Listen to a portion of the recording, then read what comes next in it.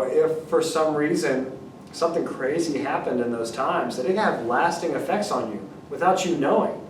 You don't even have that memory in your mind anymore because you were so young, or maybe it was so traumatic, and then you blocked it out of your consciousness, but it's still somewhere in your unconscious, Freud would say, and have a huge effect possibly on you as an adult.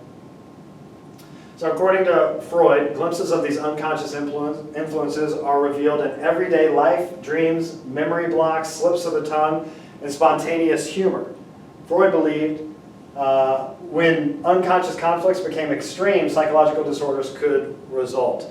You've heard of Freudian slips, which would be like, an example would be like 1, 2, 3, 4, 5, 6, 7, 8, 9, 10. If Freud was here and he heard me say that, he would say, okay, that's a Freudian slip. You said sex instead of 6. That's an example of a Freudian slip, and he believed that those were leaks into the unconscious. Okay?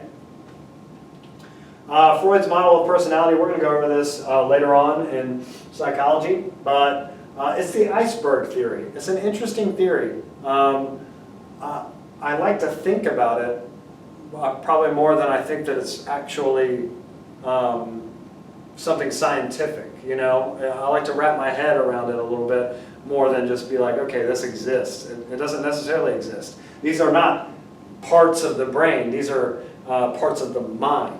Okay? And what is the mind? It's just that thing that we call, our thoughts, our inner workings, right?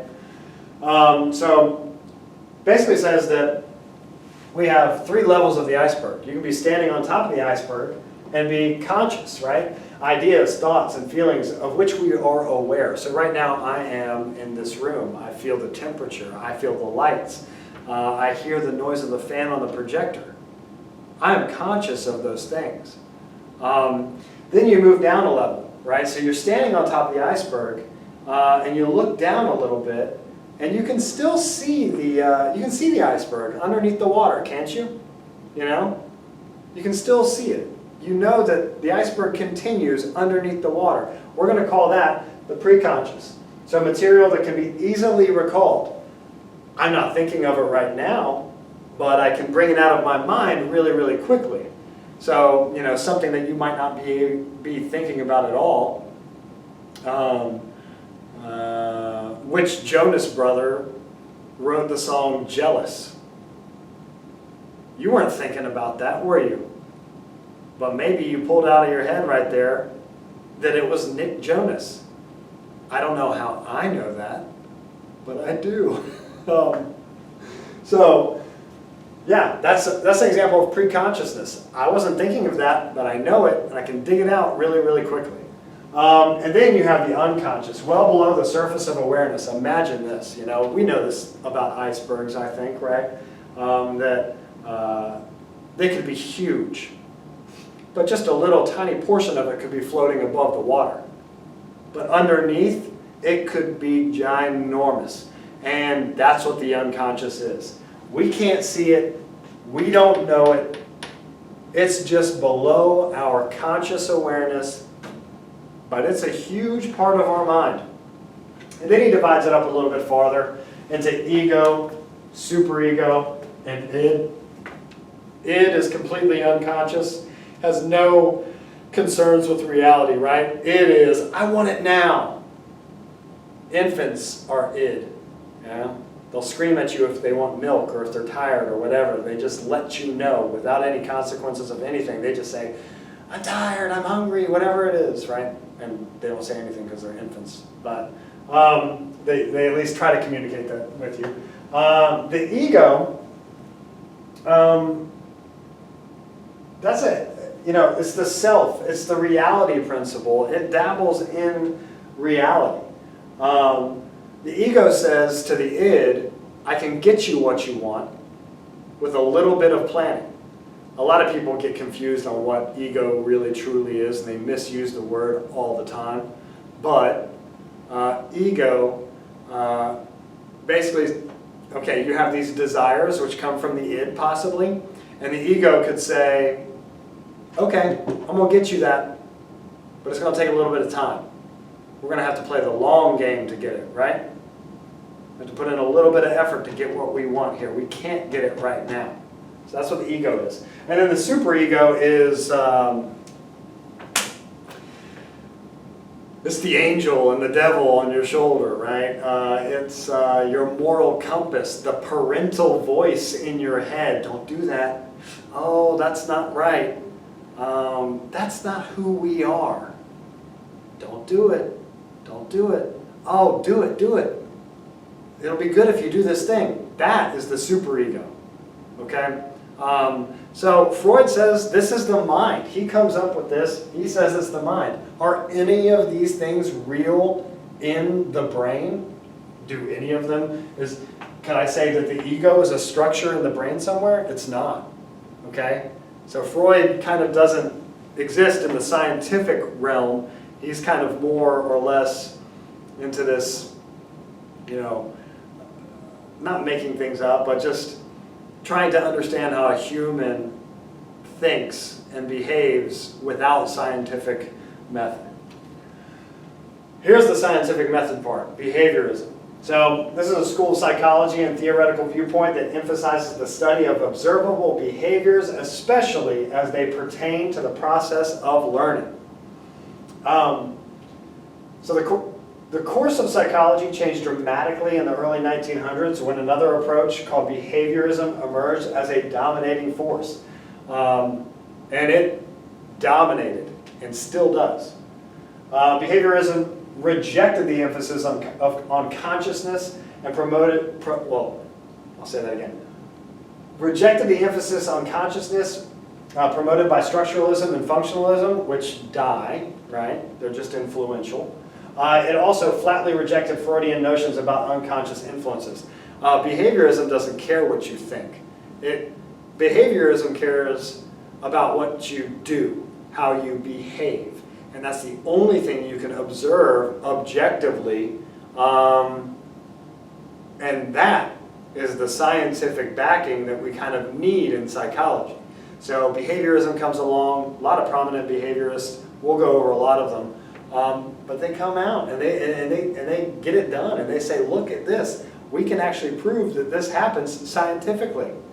So behaviorism contended that psychology should focus on scientific investigation strictly on overt behavior, observable behaviors that could be objectively measured and verified, especially focusing on the processes of learning. If you see that, if you see behaviorism and learning, they probably go together, okay? Learning for us is defined as how behavior is acquired and modified in response to environmental influences. How it is acquired and modified. You know, how in the world do I end up acting a certain way? How did I get that? Right? When I'm sitting in class, a normal class, and the bell rings, I stand up and I walk out the door. I'm trained to do that. I've been trained to do that since when? Since I was 5 years old. You're just like Pavlov's dogs. Pavlov's dogs is behaviorism. Pavlov! Look at this dude. So, behaviorism is yet another example of the influence of physiology on psychology. Behaviorism grew out of the pioneering work of the Russian physiologist Ivan Pavlov. Pavlov demonstrated that dogs could learn to associate a neural stimulus such as the sound of a bell with an automatic behavior such as reflexively salivating to food. I hope you've heard of and studied Pavlov's dogs before. We will, but I hope right now that you have an understanding of it. So, once an association between the sound of the bell and the food was formed, the sound of the bell alone would trigger the salivation reflex in the dog. Pavlov enthusiastically believed he had discovered the mechanism by which all behaviors were learned.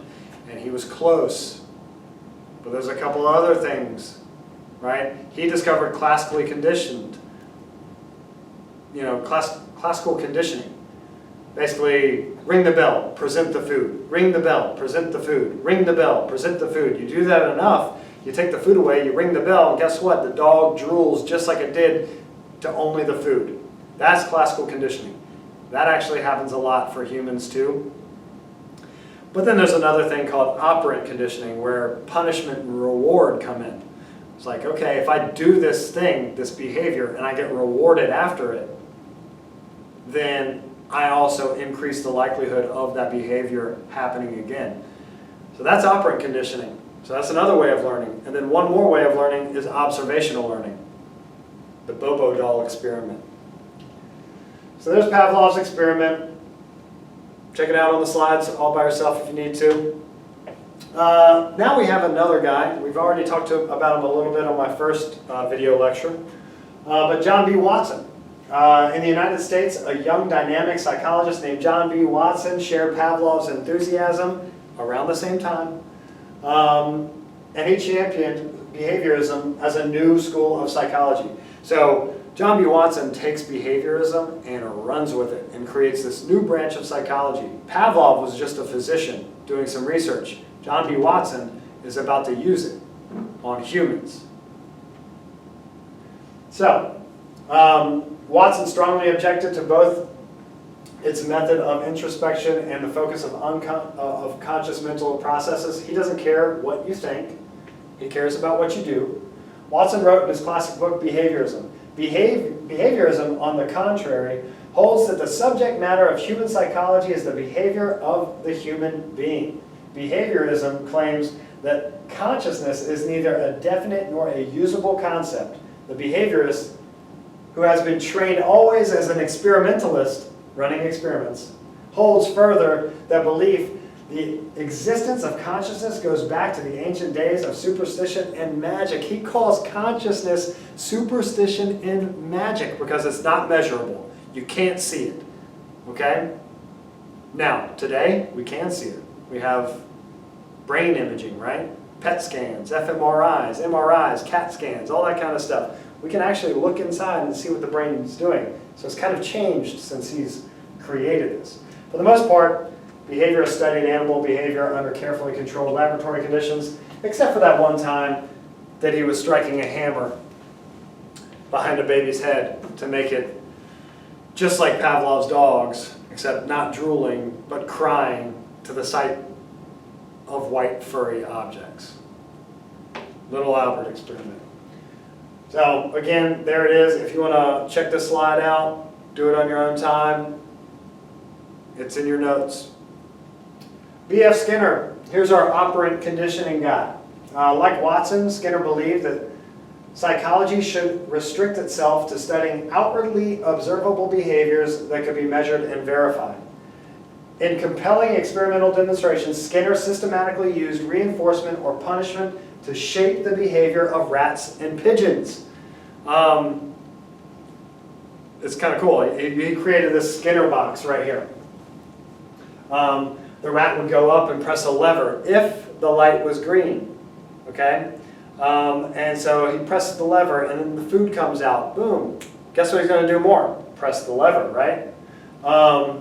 So he thought, this guy looks like he could take over the world, by the way. He thought he could do this with kids too. He invents this thing called the air crib. It never really takes off.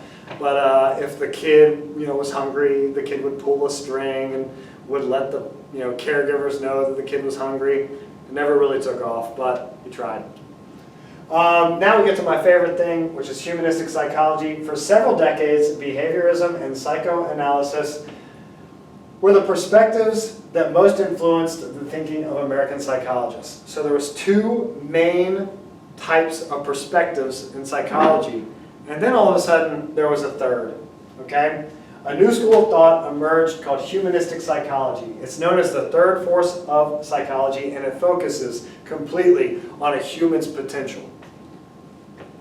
I was listening to something the other day. It said, you think of yourself and you think of the potential that you might have, and if you actually acted like your future selves, your future possible selves, you were in charge of taking care of that community of people, right?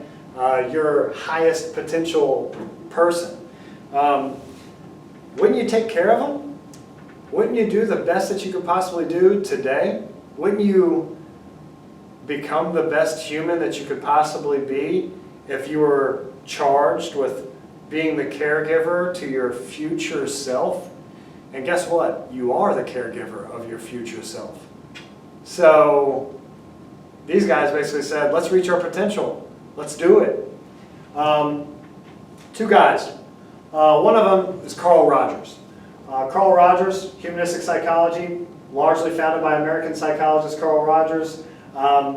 Like Freud, Rogers was influenced by his experiences with psychotherapy, which is what you think about when you think about a psychologist, right? You think possibly about the couch and somebody asking you how you're doing and you letting your emotions out and stuff like that. That's what we're talking about with psychotherapy.